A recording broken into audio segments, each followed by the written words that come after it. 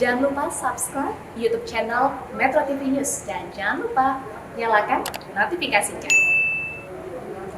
Contoh buruk demokrasi Amerika Serikat, kalau kita melihat kejadian kemarin Bang, penerobosan pendukung Trump ke gedung Capitol, itu apakah memang semata-mata hanya karena beberapa orang mengatakan karena hasutan dari Donald Trump lewat akun media sosialnya, atau memang itu adalah akumulasi dari kondisi di Amerika Serikat? Kita tahu COVID di sana begitu rupa, kondisi ekonomi begitu rupa, banyak orang yang akhirnya frustrasi dan akhirnya melakukan hal yang tidak dikira terjadi. Bagaimana Bang?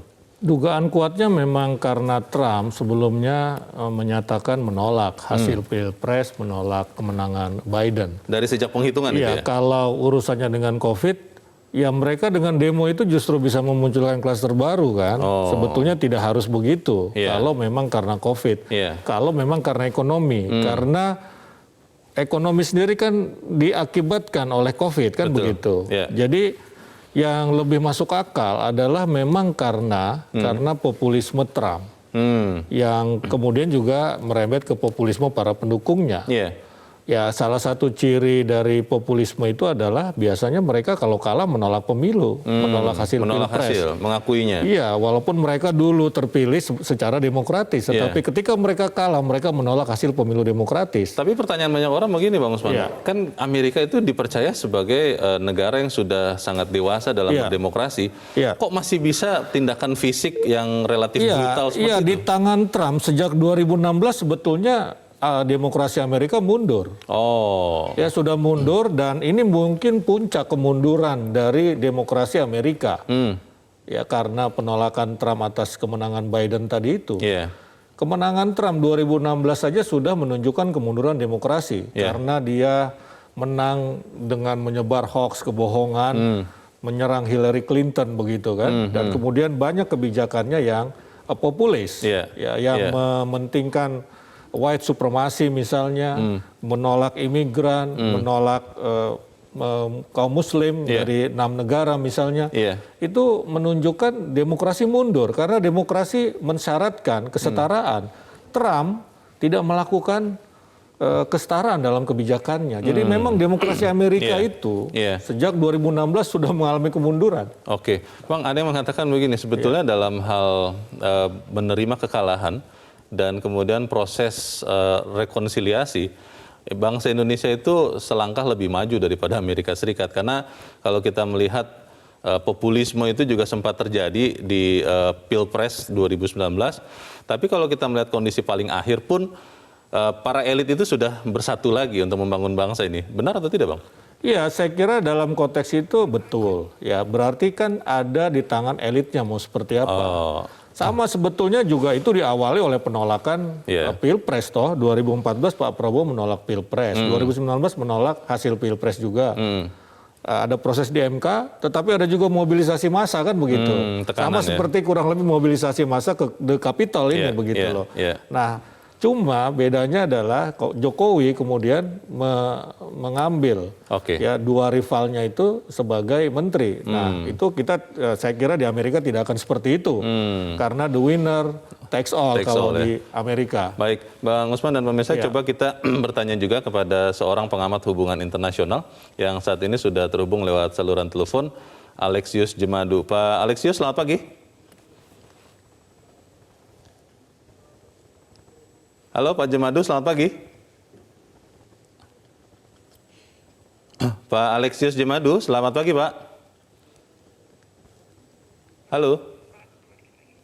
Kelihatannya kami masih mengalami gangguan komunikasi, nanti kita akan mencoba lagi. Bang Usman, kalau editorial memberi judul Contoh Buruk Demokrasi di Amerika Serikat, beberapa teman mengatakan bahwa memang akhirnya sesuatu yang baik itu harus terus dipelihara, dirawat. Nah, apa yang bisa Indonesia pelajari dari contoh buruk demokrasi Amerika ini? Iya, saya kira kita harus dalam bahasa yang lugas ya menolak populisme. Ya itu yang harus kita lakukan supaya supaya demokrasi itu terawat. Ya karena memang banyak pakar dan banyak contoh bahwa populisme itu bertentangan dengan demokrasi. Populisme itu membuat demokrasi mengalami resesi, mengalami regresi ataupun kemunduran. Nah, jadi saya kira yang bisa kita pelajari itu bahwa populisme itu tidak baik buat demokrasi. Oke, Bang Usman, kita akan coba bertanya lagi kepada Pak Alexius Jemadu. Pak Alexius Jemadu, selamat pagi Pak. Selamat pagi, Mas Leonard. Ya, terima kasih sudah memberikan waktu Pak Alex. Kalau melihat apa yang terjadi di Amerika kemarin, ini kelihatannya jadi semacam puncak dari anti demokrasi yang dilakukan oleh Donald Trump dan para pendukungnya. Tapi kalau melihat ini Pak Alexius, apa pelajaran paling penting yang bisa bangsa Indonesia ambil, Pak? Pelajaran paling penting yang bisa kita ambil adalah bahwa dalam demokrasi itu wibawa hukum itu harus dijaga, supremacy of law. Karena tanpa itu demokrasi tidak bisa berjalan. Dalam setiap pemilu selalu harus ada yang menang. Tidak mungkin seri. Kalaupun seri harus diulang. Iya kan? Nah, karena ada yang kalah, maka hukum itu harus dihormati. Jika tidak, maka massa itu yang akan mengangkangi hukum. Itu yang tidak boleh. Itu pelajaran penting untuk demokrasi Indonesia. Hukum itu betul-betul penting untuk mengatur kita berdemokrasi. Nah, Amerika ini mengalami kemunduran yang sangat signifikan. Karena baik elitnya maupun massanya itu tidak menghormati supremacy of law yang merupakan suatu kebutuhan esensial dalam demokrasi. Tidak ada supremasi hukum, tidak ada demokrasi. Pak Alex, kalau melihat ini Pak, kita berkaca kepada kondisi di Indonesia di dalam negeri, kita masih ingat bahwa 2014, 2019 juga pihak yang kalah dalam pemilihan presiden sempat menolak Pak. Tapi kita melihat belakangan sudah ada rekonsiliasi, tapi sebagian orang mengatakan itu sebenarnya hanya terjadi di kaum elit, di kalangan elit. Di masyarakat, polarisasi itu masih relatif ada sampai sekarang. Menurut Pak Alex seperti apa Pak? Ya, itulah di situ kita tekankan peran elit yang harus menjadi negarawan ya. Kalau mereka yang memulai untuk tidak menghormati hukum, dengan mengandalkan mobilisasi massa, dengan alasan ideologis atau ikatan emosional, kita pesimis dengan demokrasi kita ke depan. Karena yang kalah itu harus siap untuk kalah. Yang menang tidak boleh arogan, kan gitu. Tapi disitulah peran elit itu, supaya mereka tidak memobilisasi massa untuk mengangkangi hukum. Itu sebabnya Aristoteles itu tolak demokrasi itu. Karena dia bisa bergeser menjadi mobokrasi. Massa ya, tekanan massa Pak. Pengendalian oleh kekuatan massa yang melanggar hukum. Pak Alex, kalau melihat situasi terakhir di Amerika, walaupun akhirnya Donald Trump mengatakan siap untuk memberikan suksesi kepemimpinan, tapi apakah Amerika masih bisa kita katakan sebagai kiblat demokrasi dunia Pak? Nanti Joe Biden ini akan sangat berat mungkin tugasnya menyatukan lagi bangsa Indonesia. Kalau menurut Anda bagaimana Pak Alex? Iya, saya ragu bahwa Amerika masih mempunyai soft power itu. Karena gini, kalau massa atau elit tidak menerima suatu hasil yang sudah ditetapkan oleh hukum, bahkan sudah disertifikasi oleh Kongres, nah itu artinya bangsa itu tidak mampu berdemokrasi. Nah, bagaimana Amerika bisa memimpin demokrasi di seluruh dunia kalau dia sendiri tidak mampu berdemokrasi itu tadi? Itu persoalannya. Ini PR besar yang harusnya kita contoh dan kita ambil yang baik-baiknya begitu ya Pak Alex ya. Pak Alexius Jemadu, terima kasih sudah mencerahkan kami pagi ini. Selamat pagi Pak Alex. Terima kasih.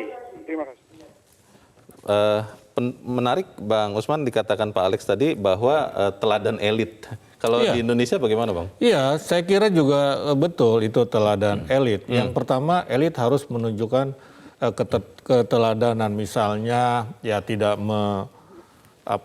melakukan populisme, tidak menggunakan agama dalam pertarungan pilpres misalnya, kemudian tidak memobilisasi massa, tidak menimbulkan ancaman ataupun kebohongan, itu nomor satu dulu begitu ya. Itu berbahaya. Ya, kenapa? Karena itu akan merembet ke massa.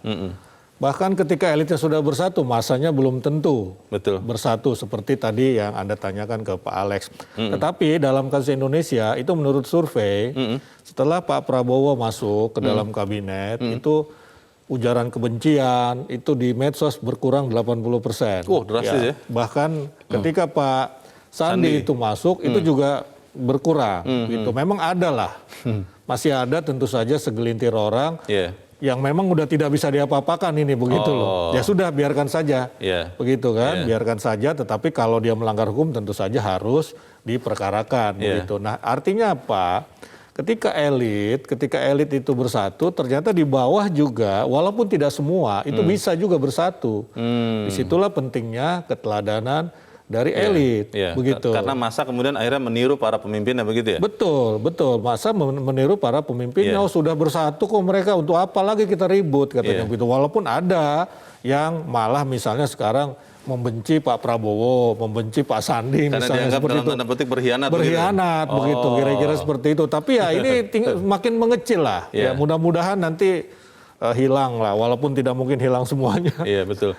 Pertanyaan berikutnya begini, Bang Usman, banyak sekali yang terkejut melihat apa yang terjadi di gedung Capitol Hill ini, karena ini sama sekali tidak diperkirakan terjadi, bahwa di negara yang sangat dewasa dalam berdemokrasi seperti Amerika Serikat, kok masih menggunakan kekuatan massa. Tapi ternyata berarti ini pelajaran baru bahwa demokrasi tidak bisa diterima sebagai sesuatu yang memang sudah terbentuk. Memang ternyata harus dirawat, dipelihara. Belajar dari situ apa yang harus dilakukan di Indonesia? Ya itu tadi saya sampaikan, ini kan mobilisasi massa, ketidakpercayaan kepada hasil pilpres yang demokratis, itu salah satu ciri populisme. Ya, ciri populisme, karena itu kita harus, terutama elit, itu tidak menggunakan populisme itu tadi, begitu loh. Itu nomor satu yang paling penting. Kenapa tidak menduga? Karena memang ya demokrasi Amerika mestinya tidak seperti ini, begitu loh. Ya kan, tetapi karena tadi 2016 sudah mulai sejak kemenangan Trump itu. Dan dalam tahun kepemimpinannya terus. Terus dia merawat populisme itu yang tentu saja membuat tadi saya berulang kali mengatakan demokrasi di Amerika menjadi mundur. Karena itu kasus pendudukan The Capitol ini kan banyak disindir oleh media-media internasional, begitu loh. Kok bisa begitu? Kok bisa terjadi. Baik, Bang Usman, nanti di bagian berikut kita akan bertanya kepada pemirsa bagaimana bisa belajar dari demokrasi Amerika Serikat. Tapi kita harus jeda dahulu, Bang, dan bisa tetap bersama kami. Editorial Media Indonesia segera kembali.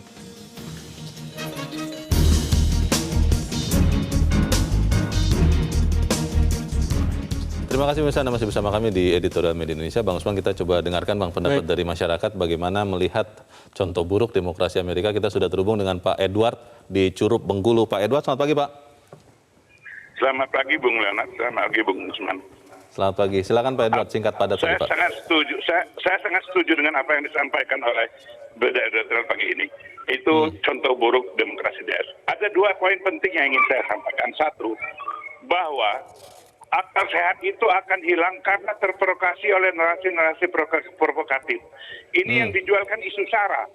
Kita lihat Amerika itu sudah 200 tahun merdeka dengan demokrasi yang dianggap itulah gambaran demokrasi dunia. Tetapi ternyata narasi-narasi provokatif yang disampaikan oleh Trump yang menggunakan SARA, yaitu ras, ini sangat merusak pemikiran, menghilangkan akal waras seseorang. Apalagi seperti yang terjadi di Indonesia begitu. Indonesia yang tingkat pendidikannya masih sederhana, jauh di bawah Amerika. Ini juga rusaknya begitu apa yang terjadi di Indonesia sekarang. Indonesia lebih sensitif, yang dijual malah isu agama. Nah inilah pelajaran bagi bangsa Indonesia. Ukuran waktu yang beratus tahun demokrasi itu bukan jadi ukuran untuk menjadi bahwa kita dewasa berdemokrasi. Demokrasi memerlukan orang berpikir waras, berpikir cerdas, jangan termakan dengan provokasi yang tidak berguna. Bangsa Baik. ini perlu persatuan dan kesatuan. Apa yang terjadi di mereka satu contoh buruk. 200 tahun berdemokrasi tapi tidak bisa dewasa. Akal warasnya saya hilang karena provokasi yang ditanamkan oleh Trump yang terus-menerus membuat orang tercuci otaknya. Mudah-mudahan Indonesia dapat mengambil contoh ini. Tokoh-tokoh elit Indonesia jangan lagi menjual-jual isu-isu yang populis yang disampaikan. Kita Baik. berdemokrasi, siap menang, siap kalah. Hukum Baik. adalah di atas segalanya. Terima kasih. Baik, terima kasih Pak Edward di Curug Bengkulu. Di belakang Pak Edward ada Pak Nugroho di Jakarta. Pak Nugroho, selamat pagi. Selamat pagi Bung Usman, selamat pagi Bung Leonard. Selamat pagi. Silakan Pak, singkat padat saja.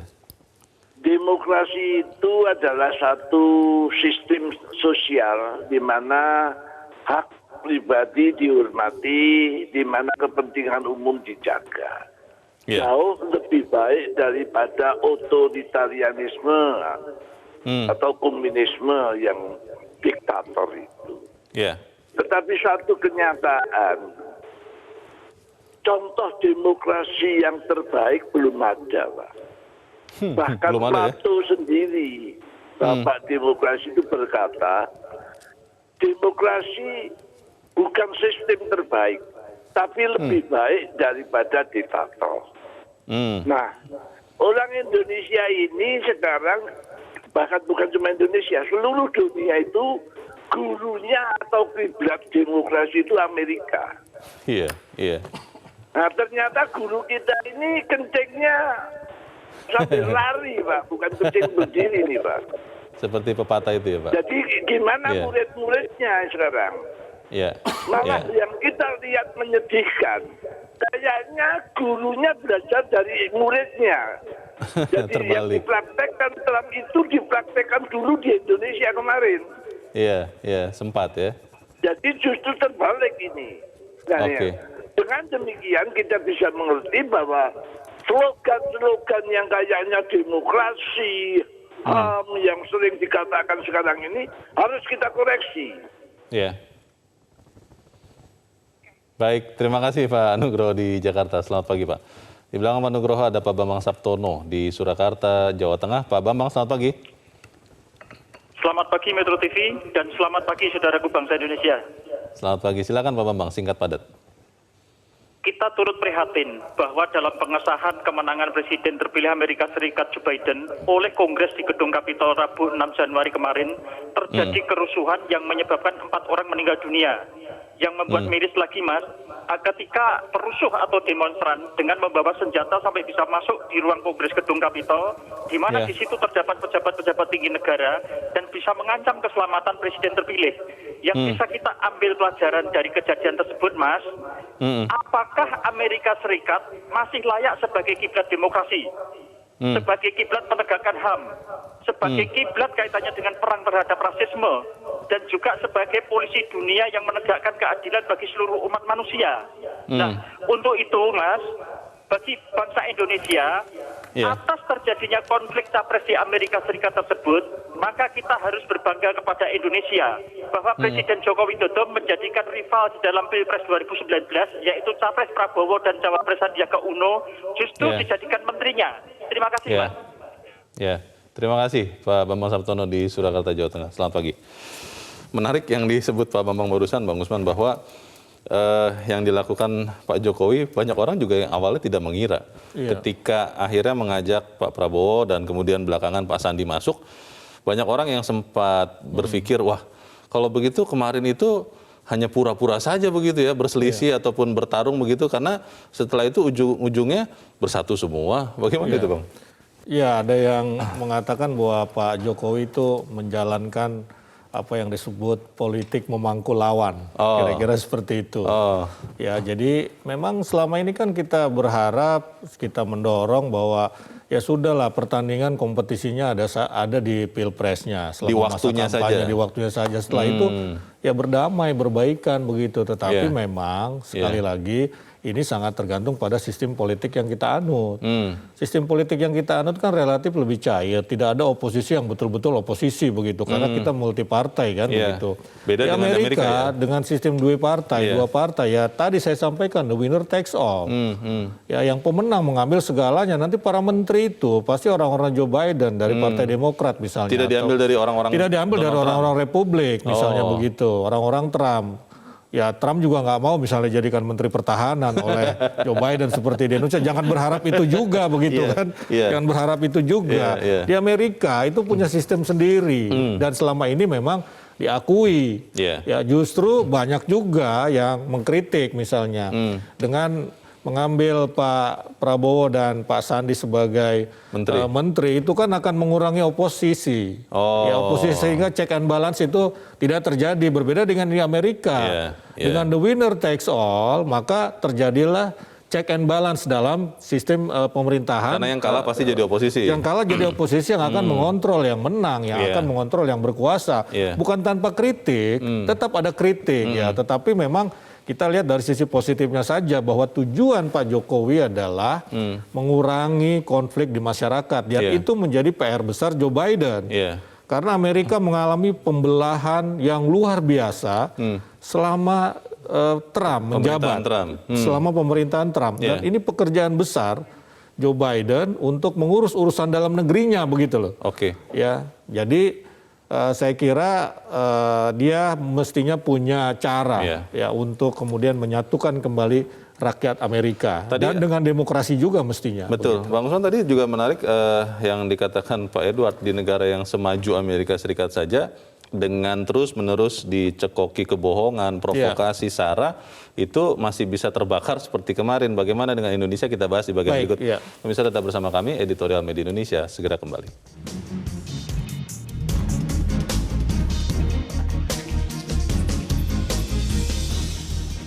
Terima kasih pemirsa, Anda masih bersama kami di Editorial Media Indonesia. Bang Usman, kita masih mau mendengar lagi Bang, bagaimana pemirsa Metro TV melihat contoh demokrasi di Amerika. Kita sudah terhubung dengan pemirsa Metro TV di Malang, Jawa Timur, ada Dani. Mas Dani, selamat pagi.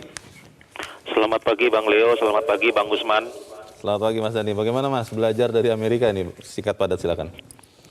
Ini menurut saya pelajaran penting yang bisa diambil dari apa yang terjadi di Amerika Serikat adalah bahwa cerdasnya otak seseorang itu tidak bisa menjamin bahwa dia tuh bisa steril dari pengaruh politik identitas ya. Buktinya rakyat Amerika Serikat yang terkenal cerdas saja ternyata juga bisa terpengaruh ya, bisa termobilisasi ke arah yang tidak baik ya, dengan narasi-narasi yang bersifat politik identitas gitu ya. Ini pelajaran berharga buat Indonesia gitu. Jadi saya juga tidak tahu ya, orang awam atau orang pintar itu rasa-rasanya kalau sudah kena politik identitas sama-sama bisa terpengaruh gitu ya. Walaupun gelarnya banyak, walaupun pengalamannya banyak, tapi kalau terus-terusan dicekoki kebohongan atau politik identitas, berubah juga begitu ya Mas Dani ya? Iya gitu, ya. Menurut saya Donald Trump ini harus belajar ya, karena dia Republikan, harus belajar dari Mitt Romney. Waktu Pilpres Amerika Serikat, Mitt Romney lawan Barack Obama, Mitt Romney itu kalah sangat tipis gitu. Tapi dia bisa menerima kekalahan tersebut. Bahkan walaupun dia waktu konferensi pers mengakui kemenangan Barack Obama, dia matanya berkaca-kaca seperti menahan tangis gitu. Tapi dia tetap lakukan juga gitu. Iya, jadi tetap menghormati aturan dan hukum yang berlaku begitu ya? Iya, jadi nggak selamanya Partai Republik itu partai yang radikal gitu ya, yang istilahnya tuh fanatik sama kulit putih, itu nggak ekstrim sayap kanan tuh nggak juga gitu. Ternyata banyak juga kaum Republikan yang lebih moderat gitu. Bahkan George W. Bush sekalipun itu juga lebih moderat daripada Donald Trump gitu. Baik. Gitu. Baik, itu pelajaran penting ya. Jadi berhati-hati, jangan sampai terprovokasi dengan isu sara atau yang populisme. Terima kasih Mas Dani di Malang, Jawa Timur. Ya, selamat pagi Mas. Di belakang Mas Dani ada Pak Adrian di Bekasi, Jawa Barat. Pak Adrian, selamat pagi. Pagi semuanya. Selamat pagi Pak Adrian. Bagaimana Pak pendapat Anda, silakan? Iya, jadi begini, kalau di Amerika itu kan tidak ada KPU. Mereka tidak punya KPU pusat, Bawaslu pusat tidak ada. Jadi perhitungan di negara-negara bagiannya itu hanya pada titik state legislator. Dan soal politik identitas itu tidak hanya bermula dari Trump. Sudah ratusan tahun mereka memelihara politik identitas, white supremacy dan sebagainya. Sudah ratusan tahun. Oleh karena itulah di sana ada yang namanya blue state dan red state, negara merah dan negara biru. Dibagi seperti itu.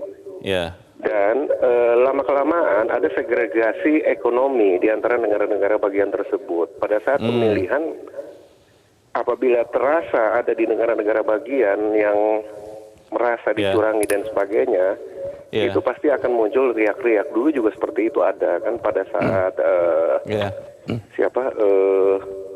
Al Gore dan satu lagi siapa itu lupa saya. Tapi sekarang itu mencapai puncaknya karena ada krisis ekonomi, karena ada pandemi dan sebagainya. Meski Trump juga memelihara isu-isu yang menyebabkan kaum konservatif yang sangat konservatif itu akhirnya menjadi bangkit gitu loh. Jadi intinya di situ. Dan penyelesaian konfliknya pun winners takes all, seperti yang tadi Bung katakan itu kan, winners takes all. Jadi sebenarnya Amerika harus belajar menyelesaikan konflik dari kita, bukan kita belajar dari mereka. Akhirnya tidak ada penting-pentingnya kita belajar dari mereka. Menyelesaikan konflik yang paling baik untuk negara demokrasi terbesar di dunia adalah di Indonesia. Buat saya seperti itu. Pak Adrian, kalau melihat apa yang terjadi di Amerika ini, apakah kemudian kita masih tetap bisa belajar bahwa sistem akhirnya tetap berjalan? Karena kalau kita lihat walaupun ada penerobosan Capitol, kita melihat Trump di ujung-ujungnya tetap bilang bahwa akan ada peralihan kekuasaan kepada Joe Biden. Jadi walaupun ada riak-riak begini rupa, tapi kan sistemnya tetap berjalan. Bagaimana Pak Dian? Ada, cuman memang menurut saya ini akan panjang ya. Ini akan panjang karena memang saya rasa di Senat itu dikuasai oleh Republikan. Ini ada beberapa pemilihan senator yang belum selesai di beberapa negara bagian. Itulah yang kenapa mereka harus memutuskan pada titik akhir itu tidak bisa dilakukan di Mahkamah Agungnya, harus dilakukan di Senat.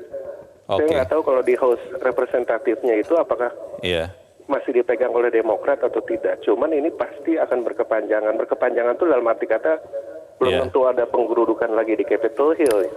Tapi memang urusan ini belum akan selesai karena persoalan-persoalan seperti yang tadi saya sampaikan. Gitu. Baik, terima kasih Pak Adrian untuk pendapat Anda dari Bekasi, Jawa Barat. Selamat pagi. Menarik, Bang Usman tadi, Mas Dhani mengatakan orang sepintar apapun kalau terus-terusan diberikan provokasi berbau sara atau politik identitas bisa berubah juga akhirnya. Bagaimana Bang? Iya, tergantung dia pintarnya seperti apa. Kalau dia pintarnya lewat internet, lewat medsos, ya itu yang namanya the ends of expertise. Berakhirnya kepakaran begitu loh, berakhirnya kepintaran. Ya karena orang cari tahu, mencari informasi, mencari ilmu pengetahuan hanya dari internet yang belum tentu benar. Lewat media sosial yang belum tentu benar. Betul. Orang-orang di Amerika yang tadi menduduki di Capitol, saya kira masuk dalam kategori itu. Jadi percaya dengan misalnya hoax, ya percaya dengan disinformasi, sehingga mereka akal sehatnya hilang begitu loh. Jadi tidak pintar dalam arti karena sekolah begitu loh. Pintar karena sekolahnya di medsos. Nah jadi itu memang harus dibedakan dan sekarang itu kan eranya seperti itu, post-truth kan. Nah jadi ya pintarnya pintar post-truth. Nah kalau bicara itu kan Bang, mirip sekali dengan yang terjadi di Indonesia sekarang. Sama, itu karakter umum di dunia dengan adanya medsos. Ya itu karakter umum di dunia, termasuk di Indonesia juga, di Belanda seperti itu, di Perancis seperti itu, di Amerika Latin, di Brazil terutama juga seperti itu. Itu dia, Amerika saja bisa ya akhirnya menjadi bodoh begitu. Bagaimana dengan di Indonesia Bang? Apakah memang kita masih bisa percaya bahwa literasi kita sudah meningkat terutama dalam menggunakan medsos supaya nanti di 2024 pemilu serentak tidak ada lagi wacana-wacana atau politik identitas atau populis seperti ini? Iya, saya kira ada dua hal yang harus dilakukan. Pertama, literasi tentu saja penting, ya kan?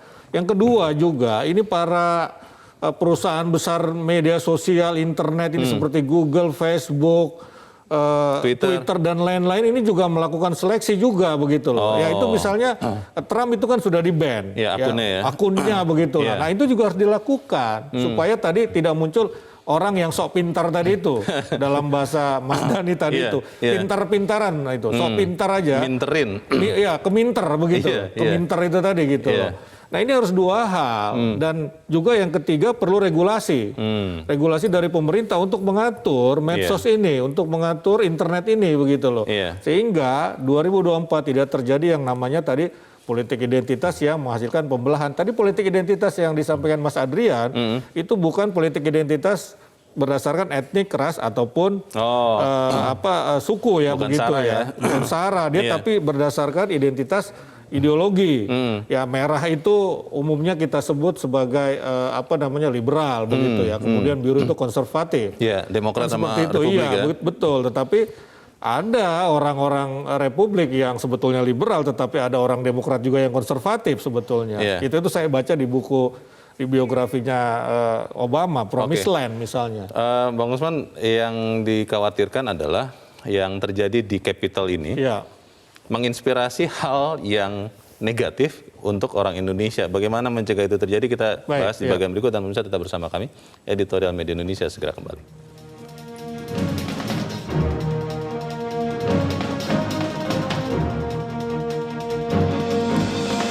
Terima kasih pemirsa Anda masih bersama kami. Kita di bagian akhir dari diskusi kita pagi ini. Bang Usman, apa yang kita harus lakukan supaya contoh buruk di Amerika tidak ditiru di sini? Elit tidak memprovokasi. Jadi itu ditiru kalau elitnya ngomporin. Kira-kira seperti itu. Ya, massa pada dasarnya itu tidak punya pikiran sejauh itu. Begitu. Tidak sekreatif itu. Tidak sekreatif itu. Tidak sebebas itu begitu loh.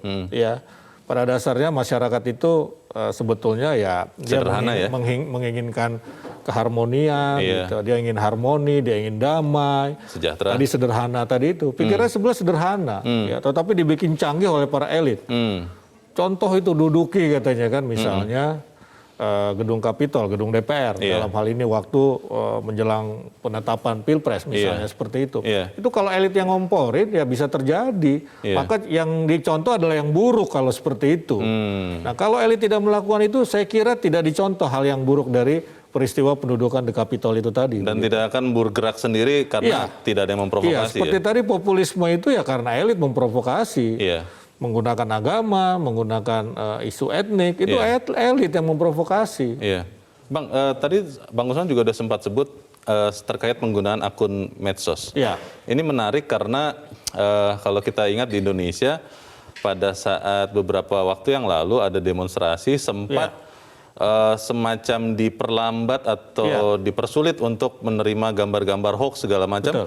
Dan itu ada yang mengatakan ini adalah mengganggu demokrasi. Tapi kalau melihat di Amerika saja seorang presiden yang masih berkuasa akhirnya di-ban atau dibatasi akun medsosnya, harusnya di Indonesia bisa juga.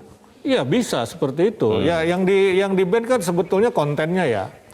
Jadi akun Donald Trump di-ban karena kontennya. Ya bahkan bukan cuma medsos, televisi ketika siaran langsung, ketika Donald Trump menyampaikan hal-hal yang buruk begitu, itu kan kemudian berhenti siaran langsungnya. Langsung ya? Iya pernah seperti itu begitu loh. Ya jadi lebih ke persoalan konten. Nah ketika dia persoalan konten sebetulnya dia tidak melanggar demokrasi. Ya tetapi kalau ditujukan ke orangnya iyalah begitu kan. Dan pasti ban itu karena konten, bukan karena orang, siapa yang punya itu, siapa yang mengatakan itu, tetapi apa yang dikatakan, apakah yang dikatakan itu bisa memprovokasi kebohongan ataupun disinformasi, saya kira itu justru sejalan dengan demokrasi karena itu berakibat pada mundurnya demokrasi kalau dibiarkan. Hoax itu kalau dibiarkan bisa memundurkan demokrasi begitu. Dan kita optimis tidak Bang bahwa contoh buruk ini tidak kita tiru? Tidak, saya optimis tidak kita tiru. Tidak kita tiru, tetapi sekali lagi berpulang kepada elit. Ya kalau elitnya mau meniru, kemudian memprovokasi ya akan terjadi begitu. Dan kemudian kita harus sama-sama merawat demokrasi ya. Iya bahkan tadi Mas Dhani bilang ya mestinya Amerika belajar dari kita kan begitu ya. Tetapi memang itu yang paling ideal karena sistem politiknya tidak mengizinkan itu di Amerika. The winner takes all karena mereka dua partai, kita multi partai ya bolehlah kita tarik oposisi itu untuk menduduki jabatan-jabatan politik di kekuasaan. Baik, semoga tahun 2024 tidak akan ada lagi peniruan dari Amerika maupun dari pengalaman di Indonesia ya Bang. Mudah-mudahan elit tidak meniru itu. Tidak lagi menggunakan politik identitas, politik sara dan yang lain-lain. Semoga itu yang terjadi. Bang Usman Kansong, terima kasih Bang sudah hadir di tempat ini. Selamat pagi. Selamat pagi Leo. Pemirsa, tragedi pendudukan gedung Parlemen Amerika Serikat adalah contoh buruk demokrasi. Harus jadi pelajaran bagi kita, para tokoh dan juga para elit politik di Indonesia.